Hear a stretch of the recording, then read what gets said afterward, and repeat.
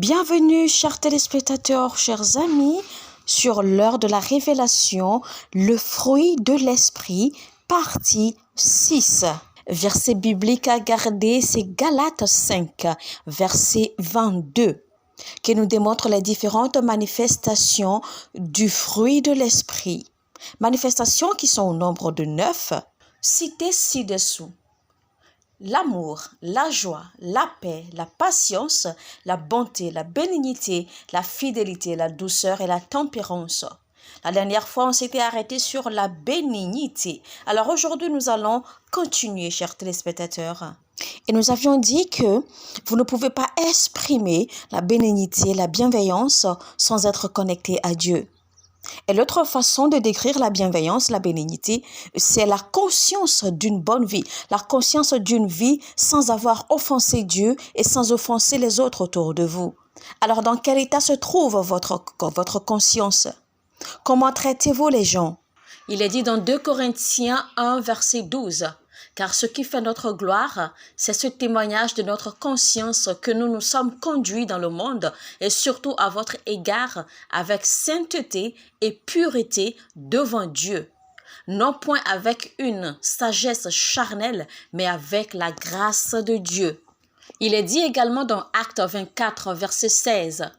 C'est pourquoi je m'efforce d'avoir constamment une conscience sans reproche devant Dieu et devant les hommes. À quel point votre conscience est-elle vivante? Si votre conscience n'est pas vivante, vous ne pouvez pas être une bonne personne. Et comme j'ai dit auparavant, il est vrai que quand vous êtes une bonne personne, les gens pensent que vous êtes idiot. Les gens pensent que vous êtes bête. Les gens pensent que vous ne pouvez pas combattre, que vous ne pouvez pas réagir. Les gens pensent que vous ne pouvez pas vous défendre. Et peut-être si vous partagez une chambre ou un appartement avec quelqu'un, ce dernier ne voudra jamais dépenser, ce dernier voudra toujours que ce soit vous qui dépensiez, que ce soit vous qui fassiez tout dans la maison. Ce dernier se cachera peut-être, ce dernier vous mentira, disons qu'il n'a pas d'argent ou qu'il n'a pas ceci. Ce dernier partagera ce que vous avez avec vous, mais quand c'est à son tour de partager, il ne partagera jamais. Il fera toujours ces choses tout seul et ne vous invitera à rien. Ne vous inquiétez pas, continuez à faire du bien, continuez à être bon, car la Bible nous dit ne nous lassons donc pas de faire du bien, car au moment opportun, nous allons récolter le fruit de nos efforts, nous allons récolter le fruit de notre bienveillance si nous ne chutons pas, si nous ne nous lassons pas. Barnabas était un homme de bien et la Bible dit que de par sa bénignité, de par sa bonté, de par sa gentillesse, de par son cœur, beaucoup de personnes ont cru à Jésus-Christ. Beaucoup de personnes sont venues à Christ. Donc, votre bénignité peut aider l'humanité. De par votre bénignité, vous pouvez gagner des âmes pour le royaume de Dieu. Donc, dans Actes 11, verset 24, la Bible dit qu'il était un homme de bien, rempli de l'Esprit de Dieu et de foi.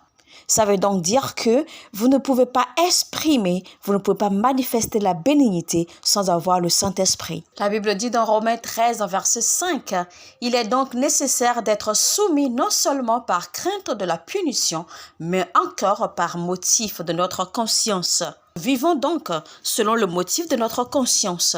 Frères, sœurs, chers amis, qui que tu sois, où que tu sois, quoi que tu fasses, sache que la vie est un privilège. Ce n'est pas un droit, mais plutôt un privilège qui a été donné par Dieu. Et vous devez aussi retenir ceci. Nous sommes tous égaux devant Dieu, de par la raison de la création. Dieu nous traite tous de façon égale, sous la base de la création. Mais il nous traite différemment sous la base d'alliance qu'il a avec chacun de nous. Dieu nous prend une voie tous au même pied d'égalité, parce que nous sommes tous ses créatures. Mais il nous traite différemment en vue de la relation que chacun a développée avec lui. Parlons maintenant de la foi. Comme il est indiqué dans Hébreux 11, verset 1, la foi est une ferme assurance des choses qu'on espère, une démonstration de celles qu'on ne voit pas. La Bible dit que Enoch a marché avec Dieu par la foi et il a été transfiguré et l'on ne l'a pas retrouvé après sa mort, car il a été transporté par Dieu. Car le témoignage d'Enoch était que Enoch a plu à Dieu et que sans la foi, il est impossible de plaire à Dieu. Car celui qui vient en Dieu doit croire en Dieu qu'il est le Dieu et que c'est lui qui récompense. La première chose que vous devez retenir concernant la foi, c'est que la foi est une substance. C'est une ferme assurance. C'est une assurance de ce que vous attendez, de ce que vous espérez. Il doit avoir une substance, il doit avoir une assurance dans le présent pour prouver ce que vous espérez avoir dans le futur. Normalement, quand on espère quelque chose, quand on est en attente de quelque chose, on attend jusqu'à ce qu'on l'ait, jusqu'à ce qu'on ait cette chose. Mais non, ici, par la foi, si vous espérez avoir une chose par la foi, eh bien, il doit avoir cette substance, il doit avoir une assurance dans le présent qui démontre que vous attendez cette chose. Cette assurance doit pouvoir attirer la manifestation de cette chose que vous espérez avoir dans le futur. Il doit avoir une évidence qui attire ce que vous ne voyez pas encore. Et voici que la fondation de la foi est le Saint-Esprit. Dès que vous recevez le Saint-Esprit, il y a une semence de foi qui est plantée en vous. Et cela marque le commencement de la foi. Maintenant, faites attention à ceci. Nous ne parlons pas ici de la foi qui vous permet de recevoir les miracles, la foi qui vous permet de recevoir les bénédictions. Nous parlons plutôt ici de la foi qui vous permet de continuer à servir Dieu, de continuer à vivre avec Dieu, à travailler pour Dieu, à l'adorer, à le servir en toutes circonstances, malgré ce qui se passe dans votre vie, malgré les défis et les problèmes que vous avez. C'est cette foi qui vous aide à vous accrocher à Dieu dans les moments difficiles. Même quand vous priez que vous ne voyez pas la réponse, que vous ne voyez pas les ossements de votre prière se manifester à l'instant où vous le voulez. Cette foi dont nous parlons vous aide à tenir dur, vous aide à tenir ferme, vous aide à vous accrocher à Dieu malgré tout. Et c'est ce que la Bible dit, que quand le Fils de l'homme viendra, aura-t-il la foi sur la terre? Chers chrétiens, vous avez donc besoin de cette foi pour continuer à suivre Dieu pleinement et avec tout courage. Et cette foi est générée par le Saint-Esprit qui habite en vous. C'est seulement le Saint-Esprit qui peut générer ce genre de foi en vous. Je peux également appeler cette foi courage. Alors, une fois que cette foi est plantée en vous par le Saint-Esprit, à l'instant où vous recevez le Saint-Esprit, quand vous commencez maintenant à écouter la parole de Dieu, à écouter les prédications des hommes de Dieu, eh bien, ces paroles vont bâtir votre foi et la rendre plus solide. C'est pour cela qu'il est dit dans Romains 10, verset 17. Ainsi, la foi vient de ce qu'on entend, et ce qu'on entend vient de la parole de Christ. Et cette foi grandira au-delà de seulement servir Dieu dans la fermeté. Elle grandira au point de vous permettre maintenant de commencer à recevoir de Dieu. Donc, notez bien, ce genre de foi dont nous parlons maintenant vous aidera pour commencer à suivre Dieu, à servir Dieu de façon ferme et constante. Et ensuite, elle grandira au point de vous rendre maintenant capable d'espérer recevoir une bénédiction, d'espérer recevoir une maison, d'espérer recevoir de l'argent, d'espérer recevoir des choses matérielles et des choses immatérielles.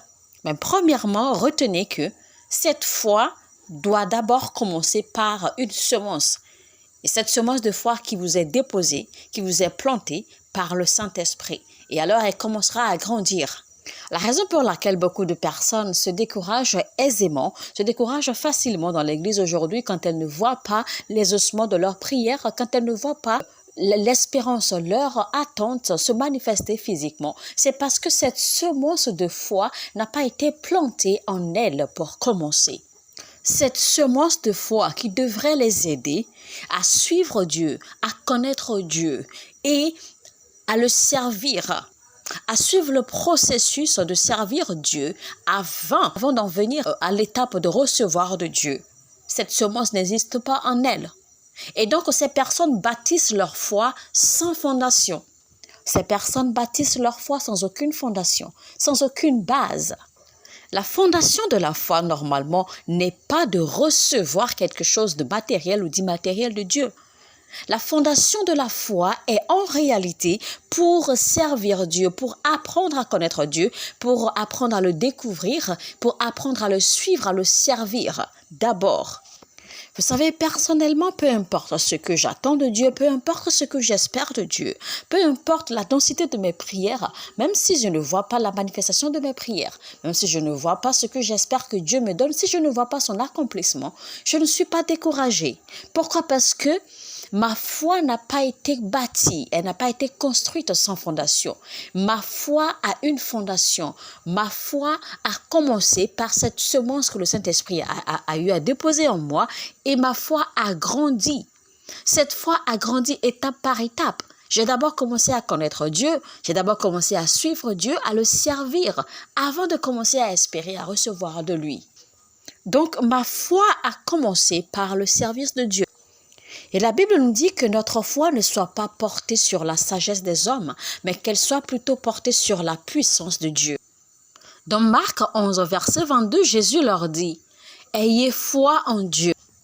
Donc la semence de la foi doit être plantée par le Saint-Esprit. Il est dit dans Luc 17, verset 5 « Seigneur, crois notre foi, fais grandir notre foi ». Alors, une fois que cette semence de foi a été déposée en vous par le Saint-Esprit, dès que vous commencez à étudier la parole de Dieu, vous commencez à recevoir la parole de Dieu, cette foi commencera donc à grandir. Et donc à retenir la fondation de la foi, c'est le Saint-Esprit. Actes chapitre 6, verset 5.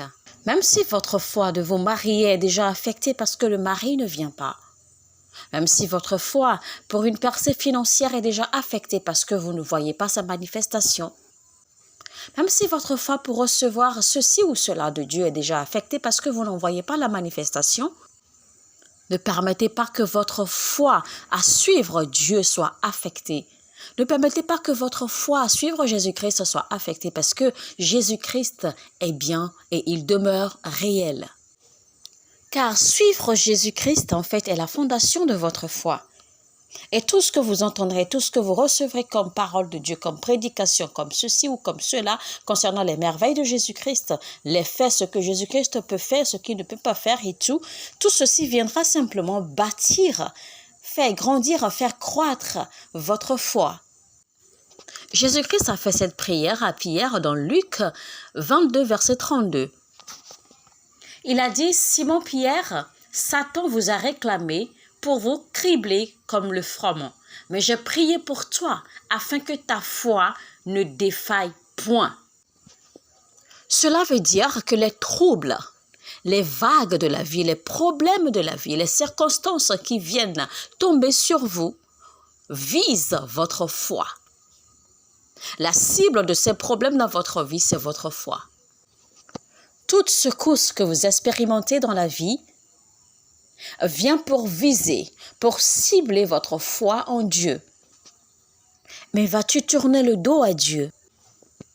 Vas-tu maintenant croire que le Dieu en qui tu as toujours eu confiance, que le Dieu que tu as toujours cru, vas-tu maintenant croire que ce Dieu n'est pas réel? La foi produit une guérison complète. Il est dit dans Matthieu 9, verset 22. Que par sa foi, elle était guérie entièrement. Elle était guérie complètement. Ce que Dieu recherche en nous, c'est la foi. La foi interagit et la foi interrompt. Dans le règne spirituel, la foi interagit et la foi interrompt. Parlons à présent de la douceur, la 8e manifestation du fruit de l'esprit. La douceur est l'habilité, la capacité d'avoir un tempérament calme, un tempérament doux. La douceur n'est pas une faiblesse. C'est Moïse qui a écrit le livre de Genèse, Exodos, Lévitique et le livre des Nombres. Et la raison pour laquelle Moïse a eu autant de révélations, c'est parce qu'il était l'homme le plus doux sur la terre. Et retenez que la douceur et la bonté se ressemblent. Quand un homme est doux, il est prêt à se sacrifier pour les autres. Jésus-Christ disait dans Matthieu 11, verset 29, « Prenez mon joug sur vous et recevez mes instructions, car je suis doux et humble de cœur. » Si vous voulez comprendre les mystères de ce monde et si vous voulez jouir des bonheurs de ce monde, vous devez comprendre les principes d'être doux. La Bible dit dans Matthieu 5:5, « Heureux les débonnaires, car ils hériteront la terre. » L'une des caractéristiques d'un homme qui est doux, c'est qu'il est enseignable. Quand vous êtes doux, l'on peut vous enseigner aisément. L'on ne vous irrite pas facilement. L'on peut gagner aisément votre cœur. Et quand vous êtes quelqu'un de bon, vous oubliez également les offenses. Quand vous êtes un homme bon, l'on peut facilement vous conseiller. L'on peut facilement vous orienter. L'on peut facilement vous corriger, vous ramener sur le droit chemin si éventuellement vous déviez. La douceur vous permet de gagner facilement le cœur des gens. La Bible dit dans Galates 6, verset 1, « Frères, si un homme vient à être surpris en quelque faute, vous qui êtes spirituels, redressez-le avec un esprit de douceur. Prends garde à toi-même, de peur que tu ne sois aussi tenté. » Donc, chers frères et sœurs, si vous voulez redresser quelqu'un, si vous voulez corriger quelqu'un qui a commis une faute, faites-le avec douceur. La douceur vous aide aussi à suivre les instructions divines et à les appliquer. La douceur vous aide à respecter la volonté de Dieu quand il vous instruit, et ceci sans complainte. Mesdames et messieurs, ce sera tout enfin pour ce message si intéressant et si rempli de révélations. Nous espérons de tout cœur que ce message vous a été d'une bénédiction et qu'il vous a encouragé. Alors si vous pensez qu'il y a quelqu'un qui aurait besoin d'être encouragé également, n'hésitez pas à partager ce message avec lui. Aidons-nous à édifier le corps du Christ ensemble. N'oubliez pas d'activer la cloche de notification afin de recevoir un rappel à notre publication prochaine et surtout abonnez-vous si vous ne l'avez pas encore fait et que Dieu vous bénisse abondamment.